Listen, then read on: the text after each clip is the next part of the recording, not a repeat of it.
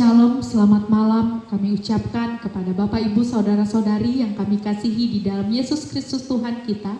Kita bersyukur pada malam hari ini kita boleh melaksanakan ibadah KKR malam pertama. Untuk memulai ibadah kita pada malam hari ini, mari kita berdoa, saya yang pimpin. Bapa kami yang di surga, pada saat ini kami anak-Mu berdoa, memohon kasih dan karunia-Mu, supaya Engkau hadir di tengah-tengah kami yang akan memulai ibadah pada hari ini Tuhan, berserah dalam tangan-Mu, supaya Engkau memberikan penyertaan, serta hikmat dan berkat-Mu kepada kami, melalui ibadah KKR pertama yang akan kami laksanakan pada malam hari ini. Terima kasih Tuhan Yesus, kiranya hanya kasih setia-Mu yang menyertai kami, mulai dari hari ini hingga selama-lamanya. Amin.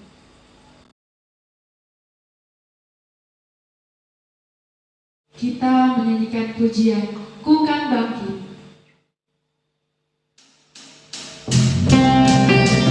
Mari kita semua mengasihi Tuhan dengan penampilannya, tetapi setiap firman-Nya.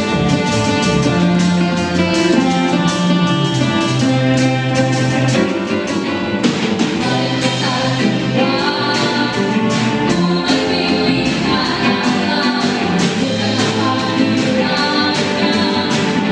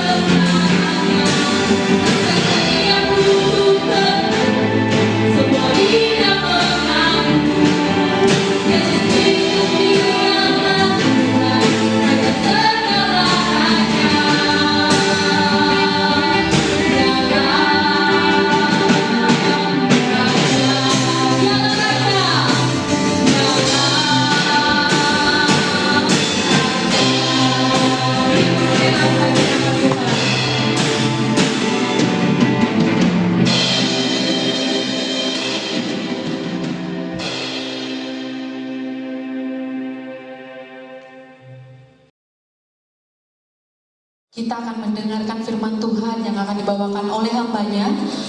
Namun sebelumnya kita akan menyanyikan pujian, melayani adalah suatu keharusan.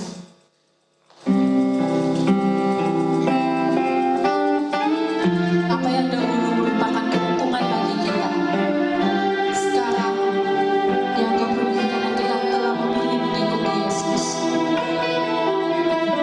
Mengikut Yesus adalah sebuah keharusan, bukanlah suatu kesempatan bagi kita.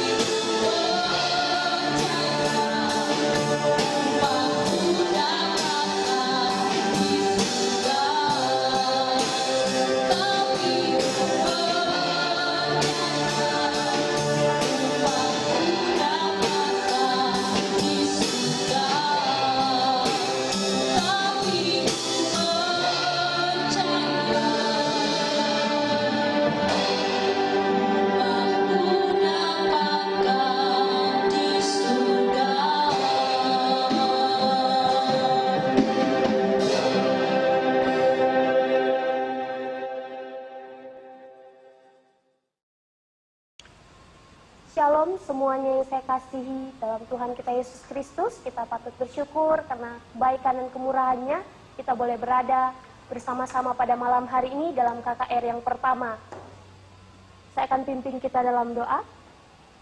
Segala pujian, syukur, hormat kami naikkan kepadamu ya Tuhan, buat kasih setia, pertolongan, penyertaan dan pemeliharaan Tuhan, sehingga kami dapat berkumpul bersama-sama untuk memuji muliakan nama-Mu. Bahkan kami akan mendengarkan kebenaran firman Tuhan.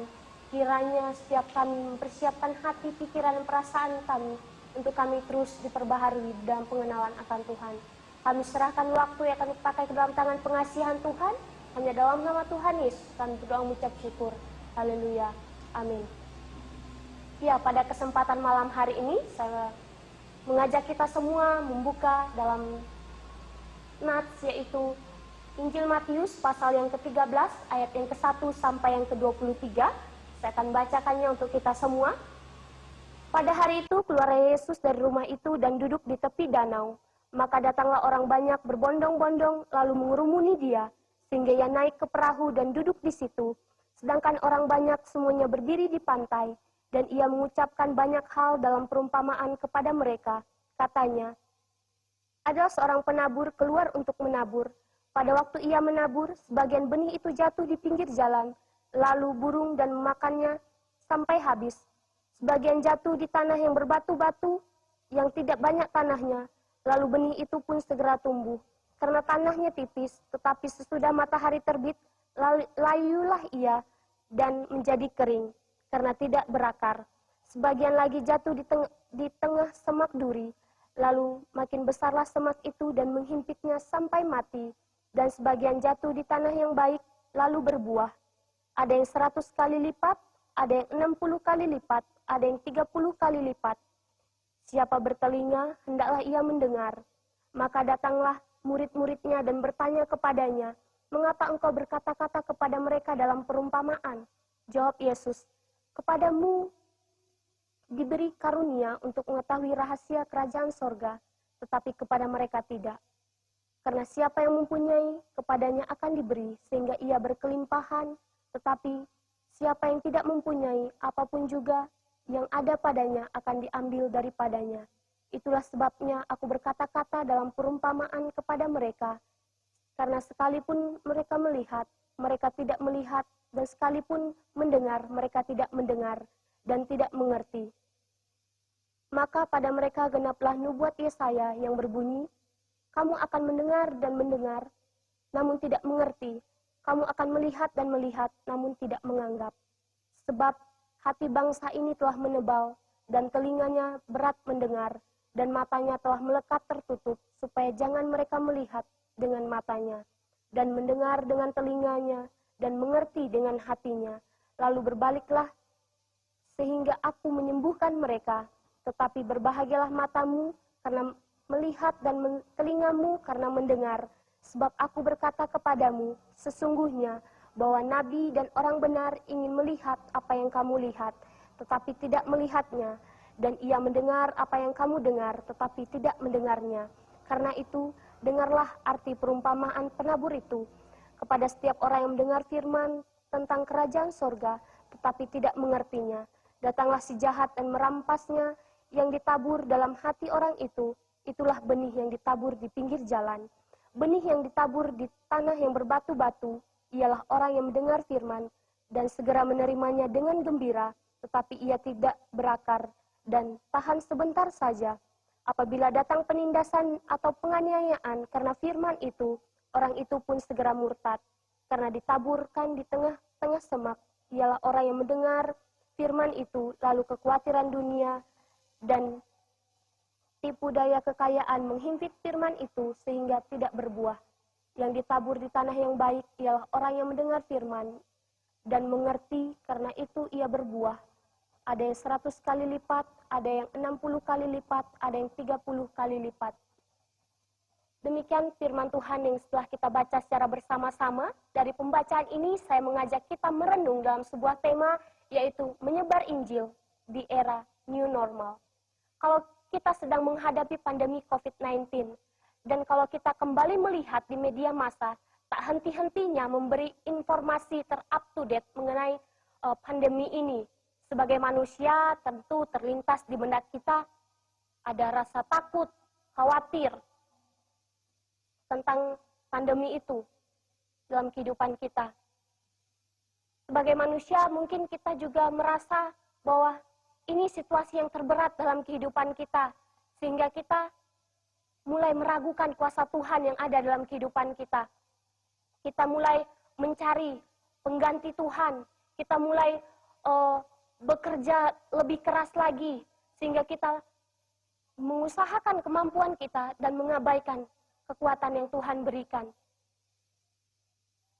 Pandemi ini kita tidak tahu kapan akan berakhir dan kapan akan berhenti. Tetapi yang pasti dampaknya sudah sangat meluas dalam kehidupan kita, merasuki segala bidang. Kalau kita lihat pendidikan, mana sekarang sudah tidak ada lagi tatap muka, tidak ada lagi pertemuan di kelas, semuanya sudah online.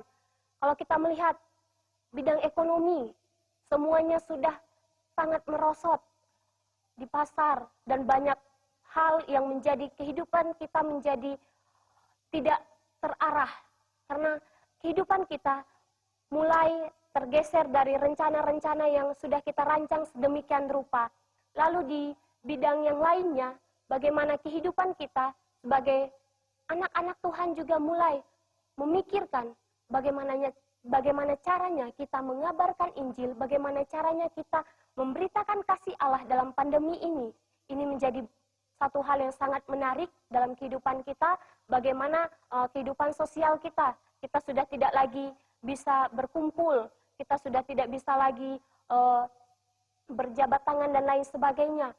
Ada banyak hal yang membuat kita tentu akan mengalihkan dari kebiasaan kita yang dulu menjadi suatu kebiasaan yang baru. Nah, situasi yang pelik begini mewajibkan kita untuk memberi respon antara berserah dan berjuang. Hidup sungguhlah pesimis bila kita banyak penyerahan tanpa perjuangan, dan terlalu optimis jika kita berjuang tanpa berserah kepada Tuhan sebagai pemilik dari kehidupan ini. Kita akan sudah dan sedang berada di masa new normal, dengan tatanan kehidupan sosial yang sedikit berbeda. Kalau dulunya kita bertemu satu dengan yang lainnya, kita bisa jabat tangan, kita bisa cipika-cipiki, dan lain sebagainya. Dalam situasi seperti ini, kita sudah tidak lagi demikian. Kita sudah dengan salam yang berbeda, bahkan dengan hal-hal yang berbeda lainnya, kita sudah lebih menjaga kesehatan, lebih sering cuci tangan, lebih sering pakai masker, dan lain sebagainya. Dalam bagian ini mengingatkan kita bahwa kehidupan kita tidaklah fana, tidaklah kekal. Kefanaan yang ada di dunia ini menuntun kita untuk mencari sumber dari kekekalan itu. Tentu bukanlah hal yang mudah untuk kita. Kita hidup seolah berada dalam ruangan baru. Situasi yang begini membuat kita mengerti seberapa besar komitmen kita dalam mengiringi Tuhan. Pandemi ini tentu tidak mengakhiri tugas kita sebagai orang percaya. Sebagaimana ada yang tertulis di dalam Injil Matius pasal yang ke-28 ayat yang ke-19, "Pergilah, jadilah semua bangsa muridku, dan baptislah mereka dalam nama Bapa dan Anak dan Roh Kudus." Amanat dan perjuangan mengiringi langkah kehidupan kita sebagai orang percaya. Pengharapan dan penghiburan yang Roh Kudus janjikan itu nyata dan ada. Oleh karena itu, kita bisa ada pada malam hari ini. Bahkan dalam Matius pasal yang ke-13, terdapat 5 perumpamaan yang mengingatkan kembali kepada kita bahwa kita itu tidak ada apa-apanya tanpa Tuhan sebagai sumber dari pemberi kehidupan. Dalam bagian ini juga kelima perumpamaan itu ada perumpamaan tentang seorang penabur, perumpamaan tentang lalang di antara gandum, perumpamaan tentang biji sesawi dan ragi, perumpamaan tentang harta yang terpendam dan mutiara yang berharga, dan perumpamaan tentang pukat. Dari kelima perumpamaan itu, kita akan bahas tentang perumpamaan seorang penabur, yang Yesus sendiri memberi berbagai perumpamaan untuk melihat kesungguhan dari pendengar, untuk mereka dapat memahami apa yang ia bicarakan. Yesus memakai banyak perumpamaan, sebagaimana tertulis di dalam Injil Matius pasal yang ke-13 ayat yang ke-34, bahwa Semuanya itu disampaikan Yesus kepada orang banyak dalam perumpamaan, dan tanpa perumpamaan suatu pun tidak disampaikannya kepada mereka. Ketika Yesus berbicara mengenai perumpamaan kepada orang banyak, ia membandingkan sesuatu yang tidak dikenal dengan sesuatu yang belum dikenal. Hal itu dilakukan untuk membantu orang-orang dapat memahami kebenaran rohani dan memakai benda-benda dan hubungan-hubungan yang ada dalam kehidupan sehari-hari. Perumpamaan yang Yesus utarakan mendorong pendengar untuk dapat menemukan kebenaran yang sejati yang tersirat di dalamnya. Perumpamaan juga mendorong petani-petani rohani agar orang-orang yang mengarahkan, orang-orang yang berkhotbah, serta mendorong orang lain untuk dekat kepada Tuhan. Petani menabur benih agar tetap berada pada posisinya. Petani menabur benih agar benih itu bertunas, agar benih itu bertumbuh. Bahkan benih yang sama yang ditabur oleh petani, yang jatuh di berbagai tempat, memberikan hasil yang berbeda-beda. Hal petani yang menabur benih, jangan berputus asa apabila benih yang ditabur tidak berhasil, tidak sesuai dengan harapan. Jangan berkecil hati ketika kita melihat hasilnya tidak sesuai dengan keinginan kita. Karena rancangan Tuhan sungguh baik adanya. Kepercayaan kepada Allah tidak dapat diukur dengan rasio, dengan akal, dengan pemikiran kita. Karena segala sesuatu yang Allah nyatakan memberikan pemahaman yang baru, memberikan pengenalan yang baru tentang Dia. Oleh karena itu, mari kita melihat bagaimana kehidupan kita sebagai orang percaya untuk terus dapat berproses dalam pengenalan akan Allah. Yesus berkata kepada orang banyak supaya mereka dapat mendengar firman yang sama, membuat kita bertanya-tanya, jatuh di manakah benih yang ditabur tersebut? Bagian ini mengingatkan kepada kita bahwa posisi dan relasi kita dengan Allah sangat menentukan respon hati kita. Sekali lagi saya mau katakan, bagian ini sangat menentukan posisi dan relasi kita dengan Allah. Itu sangat menentukan respon hati kita. Oleh karena itu, mari kita melihat ada beberapa respon dari firman yang disampaikan yang terdapat dalam Injil Matius pasal yang ke-13 ayat yang ke-1 sampai yang ke-23. Bagian yang pertama, benih yang jatuh di pinggir jalan. Di ayat yang ke-19, saya akan membacakannya. Kepada setiap orang yang mendengar firman tentang kerajaan sorga, tetapi tidak mengerti, datanglah si jahat dan merampas yang ditabur dalam hati orang itu. Itulah benih yang ditabur di pinggir jalan. Orang yang mendengar firman, tetapi hatinya tidak siap menerima firman itu. Iblis hanya memastikan tidak ada benih yang tumbuh, sehingga dia merampas semuanya, sehingga orang tersebut tidak memiliki pengenalan yang baik tentang Allah. Kalau kita juga kembali melihat bagian ini, meskipun ada peluang untuk benih itu bertumbuh, tapi dia tidak sampai berbuah. Kesiapan hati kita dalam menerima firman sangat diperlukan, karena ketika firman diberitakan, memberi kesadaran dalam pemikiran, hingga sampai ke tindakan dan aksi kita. Dengan demikian, firman bukan hanya wacana, melainkan aksi nyata. Kesadaran dan kesiapan setiap individu sangat menentukan pertumbuhan dari benih itu, pertumbuhan dari firman itu. Karena kita merasa bahwa kita sudah menyimak dengan serius, tapi ketika ditanya, apa khotbah yang disampaikan tadi malam? Tentang apa ya? Kita kembali bertanya. Kita melupakan, kita tidak mengingat poin penting dalam penyampaian firman itu. Bahkan ada kalanya ketika lagi viral Liga Champion dan lain sebagainya, yang pencinta bola nonton bola sampai larut malam, besoknya ada kebaktian di gereja, lalu ketika berdoa firman, lalu pendeta bilang roh ngantuk, menengking roh ngantuk, itu kan kedengaran seperti konyol, dan memang sangat konyol. Itulah realita kehidupan kita. Hal yang sama juga ketika kita berdoa untuk kesehatan. Tetapi kita kurang berhikmat dalam menjaga pola makan. Orang-orang yang berdoa menginginkan sesuatu, tetapi dengan hikmat mereka tidak melakukannya.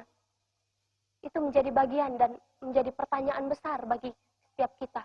Apakah kita sudah mendengar firman, sudah menyimpannya dalam hati dan melakukannya? Dalam bagian ini juga kita kembali mengingat bahwa orang yang demikian, dia sungguh hidup, tetapi tidak benar-benar hidup. Merasa dirinya sudah berada pada fase pengenalan yang benar tentang Allah, tetapi tidak mau tahu tentang Allah. Ini bagian yang pertama. Bagian yang kedua, benih yang jatuh di tanah yang berbatu-batu. Terdapat dalam ayat yang ke-20 sampai yang ke-21, saya akan membacakannya. Benih yang ditabur di tanah yang berbatu-batu ialah orang yang mendengar firman itu dan segera menerimanya dengan gembira, tetapi ia tidak berakar dan tahan sebentar saja. Apabila datang penindasan atau penganiayaan, karena firman itu, orang itu segera murtad. Bagian ini mengingatkan bahwa rumput liar akan bertumbuh dengan subur meskipun tidak dirawat. Benih yang ditanam akan kalah meskipun dirawat. Kehidupan duniawi mempengaruhi pertumbuhan benih itu, mempengaruhi pertumbuhan firman yang ada dalam hati kita. Oleh karena itu, berhati-hatilah dengan semak duri yang menghimpit pertumbuhan iman kita, sehingga benih yang ada dalam kehidupan kita menjadi kerdil. Kenapa kerdil? Karena dihimpit oleh semak duri. Semak duri bisa kita umpamakan sebagai keinginan-keinginan duniawi yang ada dalam diri kita. Keinginan, hasrat dalam diri untuk menyangkal, untuk mencari kebenaran, untuk mencari sesuatu yang benar di luar Tuhan. Seringkali kita berpikir bahwa ketika mengikut Tuhan, kita akan enak, nyaman. Tetapi pada realita kehidupan, ada suka duka, ada satu masa di mana kita diizinkan melewati pergumulan, lalu kita mulai mengingat, wah, kalau begini sama saja. Kenapa kehidupan saya sama dengan orang yang tidak mengenal Tuhan? Lalu, kenapa orang yang tidak mengenal Tuhan hidupnya bahagia kok? Tapi saya, orang yang mengenal Tuhan, tapi mengapa saya harus begini? Mengapa dan mengapa? Itu menjadi kekhawatiran dalam diri kita, sehingga kita kembali menyangkal bahwa kebenaran sejati berasal dari Tuhan. Kita tidak mengingat poin itu. Kita melupakan bahwa kita sudah diselamatkan. Bagian yang berikutnya yaitu benih yang jatuh di tanah yang baik. Benih yang jatuh di tanah yang baik, bertumbuh di tanah yang baik, maka akan menghasilkan buah yang baik. Sejalan dengan kehidupan orang percaya yang mendengar firman, menyimpan firman dalam hati, serta melakukannya.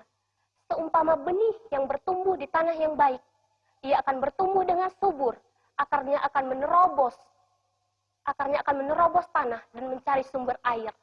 Ia akan terus bertumbuh seimbang, baik akarnya maupun tanamannya yang kelihatan.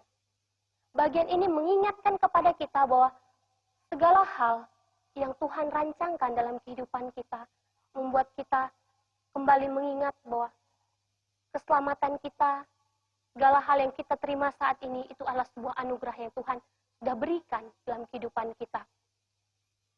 Bagian selanjutnya bagaimana kita membangun relasi yang baik dengan Allah, yaitu mendengar dan memperkatakan firman dalam segala situasi kehidupan sebagai sumber dari kekuatan. Yang menjadi kesimpulan bagi kita bahwa kita hidup di bumi yang sama. Kita diciptakan oleh Tuhan yang sama. Namun cara memaknai hidup dan menikmati hidup itu yang membedakan setiap kita. Sebagaimana benih yang ditabur oleh penabur, ada yang jatuh di pinggir jalan, ada yang jatuh di tanah bebatuan, ada yang jatuh dan dihimpit oleh semak duri, ada yang jatuh di tanah yang baik. Lalu di manakah posisi kita saat ini? Mungkin malam ini setiap kita mendengar firman. Mungkin malam ini setiap kita menerima firman. Tetapi apakah firman itu kita resapi dalam hati kita, lalu kita tunjukkan melalui aksi kita, atau kita terima, lalu kita melupakan. kita terima, lalu ketika ada persoalan kita kembali melupakan. Kehidupan kita penuh dengan pilihan. Kehidupan kita mewajibkan kita, menuntut kita untuk terus berproses. Oleh karena itu, mari setiap kita memiliki pengenalan yang benar tentang Allah, memiliki pengetahuan yang benar tentang Allah, sehingga kita menua dengan berarti. Mari kita berdoa. Segala pujian, syukur, hormat kami naikkan kepadamu ya Tuhan, buat kasih setia Tuhan yang sudah Tuhan nyatakan dalam kehidupan kami. Kalau pada malam hari ini kami boleh berkumpul bersama-sama, kami boleh mendengarkan kebenaran firman-Mu yang terus menguatkan langkah kehidupan kami dalam kami mengiringi Engkau di dunia yang fana ini. Kiranya firman-Mu tidak berlalu, kiranya firman-Mu menjadi penguat bagi kehidupan kami. Ketika kami dalam persoalan, ketika kami dalam suka dan duka, kami dapat mengingat kebaikan Tuhan. Ajar kami, bimbing kami, tuntun kami untuk terus berserah dan berjuang, dalam terus berproses dalam pengenalan akan Engkau. Kiranya juga Tuhan memberkati setiap kami dalam pergumulan, dalam masa-masa sulit kehidupan kami. Kami sadari ya Tuhan keterbatasan kami. Oleh karena itu kami memerlukan Tuhan menjamah setiap hati kami. Mungkin saat ini kami sedang merasa bahwa kami ada di titik terendah dalam kehidupan kami. Kami ingin menyerah. Tuhan, teguhkan setiap kami. Teguhkan panggilan kami. Teguhkan kembali komitmen kami. Untuk kami kembali mengingat bahwa kehidupan kami tiada berarti tanpa Tuhan. Bimbing kami, tuntun kami. Sertai kami dalam kami berproses untuk terus mengenal Tuhan. Segala hal, pergumulan, harapan, dan cita-cita kami serahkan semuanya ke dalam pengasihan Tuhan. Biarlah kami bisa hidup di bawah kontrol dan pengendalian Tuhan. Kami sadari keterbatasan kami Tuhan. Oleh karena itu, waktu yang kami pakai ke dalam tangan pengasihan Tuhan, hanya dalam nama Tuhan Yesus kami berdoa mengucap syukur. Haleluya. Amin. Kita akan mengakhiri ibadah KKR kita pada malam hari ini. Kita menyanyi pujian, Tuhan ini tugas kami.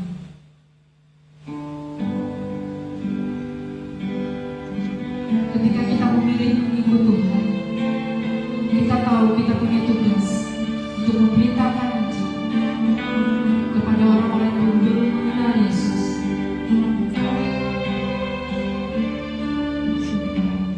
Berikan pada kami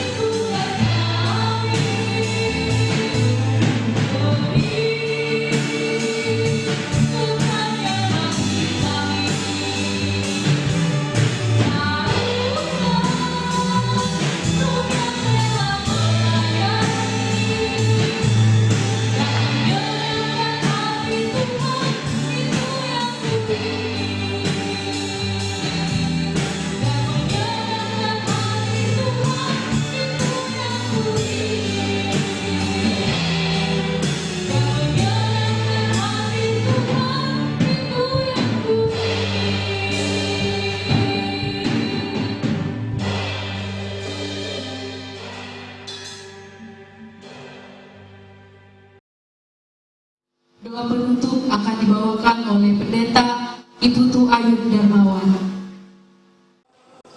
Baik, mari kita mengakhiri ibadah KKR hari pertama kita dengan doa. Bapa di surga, kami menaikkan syukur untuk kasih dan kebaikan Tuhan bagi kami. Terima kasih hari ini Tuhan sudah menolong, memberkati kami, memelihara setiap pelayanan kami hari ini. Semua hamba-hamba Tuhan yang melayani, Tuhan sudah berkati, dan Tuhan sudah menolong kami sekalian. Berkati setiap kami sekalian, bagi warga STTC Musang, Tuhan menolong, memberkati, dan kami juga bersyukur Tuhan sudah menolong, memberkati semua setiap anak-anak Tuhan di berbagai tempat yang mengikuti ibadah melalui live. Tuhan sudah menolong, memberkati. Kami juga berdoa bersyukur untuk kasih dan kemurahan Tuhan bagi kami sekalian, dan kami mengakhiri ibadah kami malam ini. Kiranya juga Tuhan tetap menolong, memberkati dan menuntun kami. Kiranya setiap langkah hidup kami Tuhan akan tuntun dan Tuhan berkati. Terima kasih Tuhan. Dalam nama Tuhan Yesus Juru Selamat kami hidup kami berdoa. Amin.